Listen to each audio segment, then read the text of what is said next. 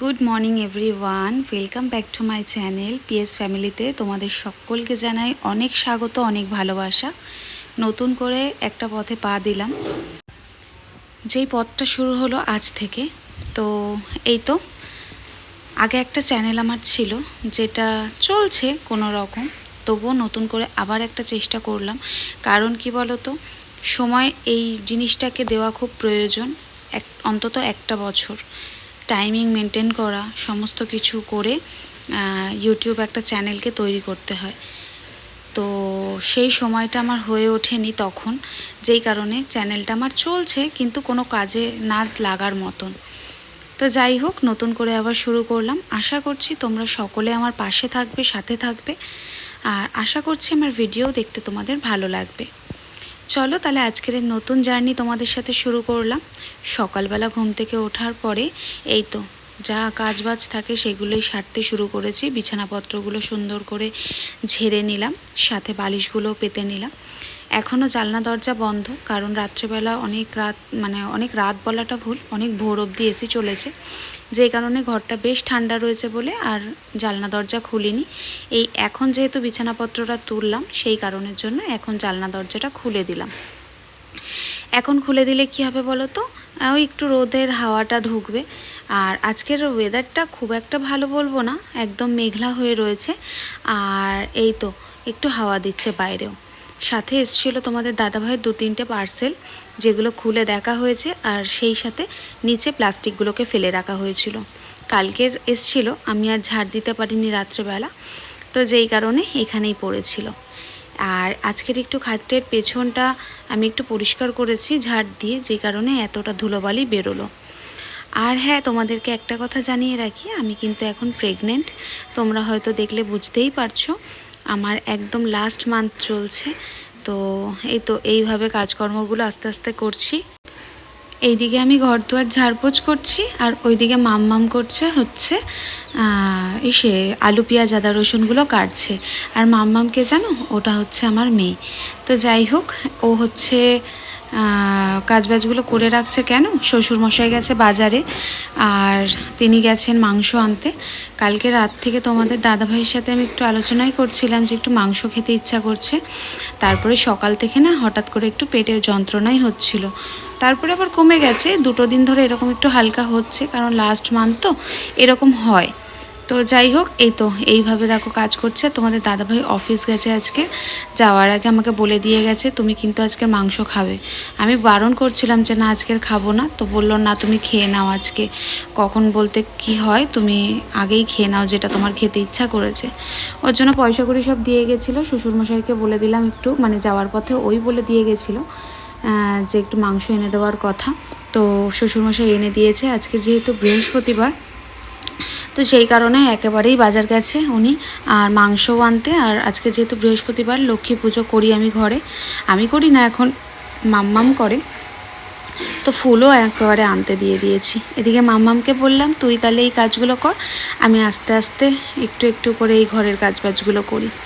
আর এখন কিন্তু আমি এখানে থাকি না, আমি এখন থাকি বাপের বাড়িতে। তো এই 3-4 দিনের জন্য একটু এসছি, কারণ ঘর দুয়ার না প্রচণ্ড অগোছালো হয়ে রয়েছে। আর আমার বাপের বাড়ি কিন্তু খুব একটা দূরে নয়, এই হেঁটে গেলে 15 থেকে 20 মিনিটের রাস্তা। আর যদি টোটোতে যাই তাহলে তো আর 5 থেকে 10 মিনিটের রাস্তা। তো ওইদিকে দেখো বোতলগুলো সমস্ত কিছুই খালি ছিল, সেগুলোকেও ভরে নিলাম। আর আজকের একটু সার্ফ আর হচ্ছে না, সার্ফ বলছি, লাইজল আর ফিনাইল দিয়ে একটু ঘরটা পুছছি। তার কারণ যখন দেখবে ঘরে মেয়ে মানুষরা থাকে না, তখন কিন্তু ঘরের ছেলে মানুষরা এই সমস্ত কাজ খুব একটা গুছিয়ে করতে পারে না। যেই কারণের জন্য এই যে এখন আমি সমস্ত কাজগুলো ভালো করে করছি। তারপরে তো ওই দিক থেকে বাবা মায়ের ফোন আসতেই রয়েছে, কবে আসবি, গেলি, আসছিস না কেন এখনও। কিন্তু ওদের আর বলে বোঝাতে পারছি না যে কেন যাচ্ছি না।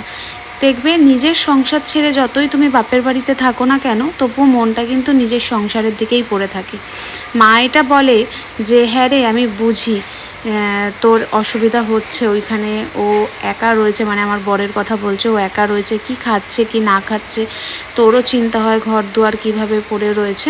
তো এই জন্য আমি মাঝে মধ্যে একটু আসি, ঘর দুয়ার পরিষ্কার করি, একটা দিন থাকি চলে যাই। এইবার যে এসছি না, 3 দিন হয়ে গেল আমি এসছি, তারপরেও তোমাদের দাদাভাই খুব একটা আমাকে ছাড়তে চাইছে না, বলছে আরও 2 দিন থেকে যাও, এই করে করে থেকেই যাচ্ছি। আর মনটাও চায় না ওকে ছেড়ে যেতে, জানো তো। তারপরে দেখো যাই হোক, এই তো কাজ করতে করতে একটু খিদে পেয়ে গেছে সকালে।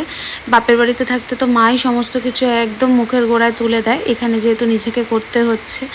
তো ওইখানে একটু আমি ব্রেড করে নিলাম, সেঁকে নিলাম, বাটার দিয়ে একটু চিনি দিয়ে মাখিয়ে খেয়ে দিয়ে এখানে চলে এসেছি রান্না করতে। এদিকে বসিয়ে দিলাম কড়াই, আর ওইদিকে ভাতও বসিয়ে দিলাম। আর আজকের এক তরকারি ভাত করব, আর কোনো সবজি কিচ্ছু নেই ফ্রিজে, যেহেতু আমি থাকি না, তোমাদের দাদাভাই খুব একটা বাজারঘাট করে না, ওই ওর মায়ের ঘর থেকে খেয়ে নেয়, কখনো কখনো আমার বাপের বাড়িতে চলে যায়, একটু খেয়ে নেয়, সেই কারণে ও আর বাজারঘাট করে না বলে কোনো সবজিপাতি নেই। আজকের করব শুধু মাটনের ঝোল আর ভাত, আর কিছু না। শাশুড়ি মা দিয়েছে, দেবে হচ্ছে কলা আলুর তরকারি চিংড়ি মাছ দিয়ে। আর সকালবেলা যেহেতু তোমাদের দাদাভাই অফিস গেছে, ও ভাত আর ডাল ডিম ভাজা এগুলো সব নিয়ে গেছে, তো ডালও রয়েছে, হয়ে যাবে, এই দিয়ে আমাদের দুপুর টাইমটা ভালো করে হয়ে যাবে।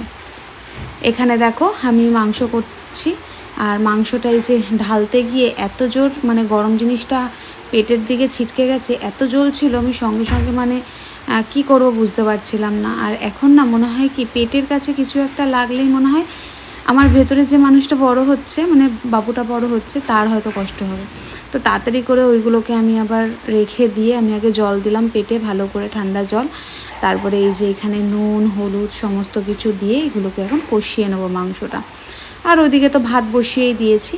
আর এই সময়টাতে না একদম আমি মানে খুব বেশিক্ষণ দাঁড়িয়ে না আমি কাজ করতে পারি না।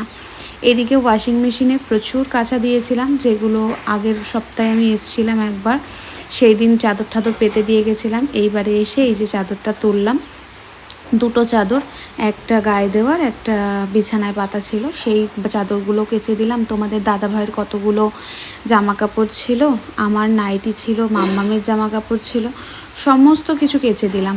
কারণ কি বলো তো, ওই যে না কাচলে ও কাচবে, এইটা ভালো লাগে না দেখতে।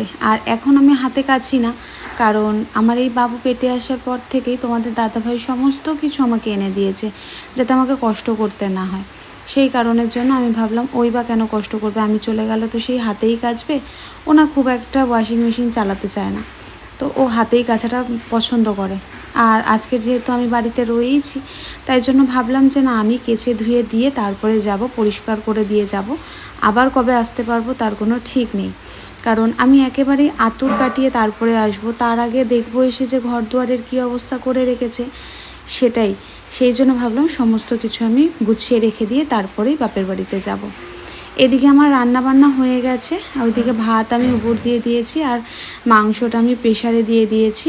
তারপরে এই কড়াইটা বার করে দিলাম, আর গরম যেহেতু আছে কড়াইটা, ওর জন্য সঙ্গে সঙ্গে মেজে নিচ্ছি, তাহলে কি বলো তো পরিষ্কার হয়ে যায়, ওই তেলটা না বসে না। যখন ঠান্ডা হয়ে যায় সেই রান্নার তেলটা না কড়াইতে যখন বসে যায়, সেটা তুলতে প্রচণ্ড কষ্ট হয়। আর টুকটুক করে বেশ ভালোই বাসন বেরিয়েছে জানো তো, খুব একটা কিন্তু বাসন মাখাইনি, সকালের ওই চায়ের বাসন রয়েছে, আর এই তো এখন যেগুলো রান্না করলাম। এই টিফিন কারিটার মধ্যে প্রসাদ ছিল, যেই প্রসাদটা আর কেউ খাবে না বলে আমি ফেলে দিলাম, ফেলে দিয়ে এই যে এখন টিফিন কারিটাও মেজে নিচ্ছি। আর সমস্ত কিছু মেজে ধুয়ে রান্নার জায়গাটাকে ভালো করে ক্লিন করে নিয়ে তারপরে আমি স্নানে যাব। মাম্মাম দিচ্ছে পুজো, আর পুজো দেওয়ার আগে স্নান করে উঠে বলছে মা আমার খুব খিদে পেয়েছে। আমি বললাম হয়েই গেছে বাবু, তুই পুজোটা দিয়ে নে, তারপরে তোকে আমি খাবার দিয়ে দেবো, তোকে না আমিও একসাথে খেয়ে নেবো। আর আজকের অনেক তাড়াতাড়ি রান্না হয়ে গেছে, যেহেতু এক তরকারি ভাত, সেই কারণের জন্য খুব একটা সময় লাগেনি, মাংসটা করতেই যেটুকুনি সময়টা লেগেছে। তো যাই হোক, এখানে দেখো চায়ের বাসন কোসন সমস্ত কিছু ধুয়ে নিচ্ছি।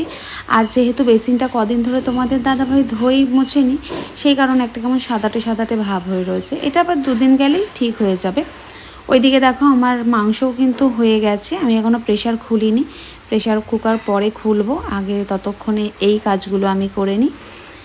ভাবছিলাম স্নান করে এসে প্রেশার কুকারটা খুলবো, কিন্তু তারপরে ভাবলাম কি ওই যে প্রেশার কুকার যদি ভাপে হয়ে যায়, মানে মাংসটা ভাপে ভাপে হয়ে যায়, ঠান্ডা হয়ে গেলে ও একা একাই তো পড়ে যায়, তো তখন না খুব তেল তেল হয়ে যায়, যেই কারণে একেবারে খুলে ঠুলে তারপরেই আমি স্নানে গেছিলাম।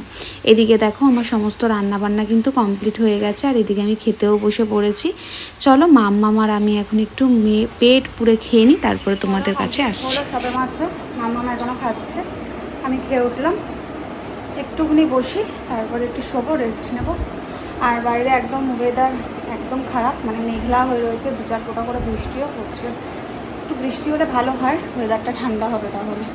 চলো এখন এই তো একটু রেস্ট নেব, তারপরে আজকে যেহেতু বৃহস্পতিবার একটু আলতাও পরবো ভাবছি আজকে। চলো এখন একটু রেস্ট নিই, একটু পিঠটা সেহেতু এখানে ঠেকাবো, এখন শোবো না, কারণ সবেমাত্র খেয়ে উঠলাম, এখন ওষুধ খাবো, তারপরে উঠবো, উঠে একটু এই ঘরেই পায়চারি করবো, করে একটু দেখি আজকে বিকালে ইচ্ছা আছে একটু বাইরেটায় বেরোবো, কারণ এই আসার পর থেকে, এই বাড়িতে আসার পর থেকে একবারও একটু বাইরে বেরোয়নি, রাস্তাতেও বেরোনো হয় না, ইচ্ছা করে না রাস্তাতে বেরোতে।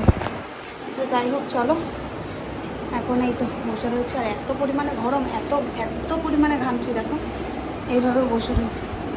চলো তোমাদের সাথে আবার পরে কথা হচ্ছে। এইদিকে একটু শুয়েছিলাম খাওয়া দাওয়ার পরে, তারপরে দেখলাম কি বৃষ্টি পড়ছে, যেহেতু ওয়াশিং মেশিন থেকে মানে ড্রাই হয়েই বেরিয়েছে, জিনিসগুলো হালকা ভেজা ছিল, তো সেই কারণে ভাবলাম যে এই তো এখন যদি না তুলি, যা শুকিয়েছে তাও ভিজে যাবে।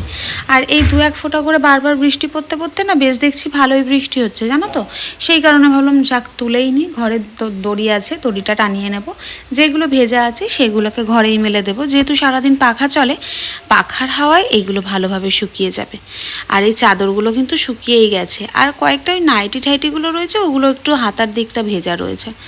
এদিকে দেখো আমি আজকে বৃহস্পতিবার বলে পায়ে আলতাও পরে নিয়েছি বসে বসে দুপুরবেলা খাওয়ার পরে। আর এই দিকে এই দেখো বৃষ্টি পড়তে শুরু করেছে, দেখেছো? আর বৃষ্টি পড়লে না ওয়েদারটা বেশ ঠান্ডা হয়, ভালোও লাগে, আর এই সময় তো জানোই আমাদের বেশি গরম লাগে। তো যাই হোক, কী আর করব, কিছু করার নেই। এই তো এখন বৃষ্টি হচ্ছে মানে ওয়েদারটা আজকে ঠান্ডাই থাকবে, ভালোও লাগছে। তো চলো, তো বৃষ্টিটা সহ্য হলো না, আমি শুয়ে পড়েছি, কারণ কি বলো তো, সব তো কেচে মেলে দিয়েছিলাম, মানে হালকা ড্রাই হয়েই ওয়াশিং মেশিন থেকে বেরিয়েছে, তো প্রায় শুকিয়ে গেছে। আর কিছু কিছু মোটা মোটা জামা কাপড়গুলো না তোমাদের একটু ভিজা ভিজা রয়েছে। তো এই যে এখন এত মেঘ ডাকছে, আর এত মানে ভালোই বৃষ্টিটা নামলো, এইভাবে যদি এখন ফেলে রেখে দিই না, জানি বৃষ্টিটা হবে না, কিন্তু তবু ওই যা ছিটে ছিটে হবে, ওটা অর্ধেক যা শুকানো হয়েছে সব ভিজে যাবে। তো সেই কারণে জামা কাপড়গুলো সব তুলে নিলাম, এইবার ঘরে এসে একটু শোবো। আর পরলাম আলতা, হাত দিয়ে পড়েছে, আজকের আর কিছু পাইনি বলে এই যে হাত দিয়ে পড়েছে, হাত একদম লাল হয়ে গেছে। তো যাই হোক এখন একটু শোবো, আর মাম্মা একটু পড়তে বসেছে, ও পড়ে উঠুক তারপরে ও শোবে, তার আগে আমি একটু শুই, কারণ আর ভাল লাগছে না, এখন প্রায় বাজে ওই 2:45 মতন। তো চলো।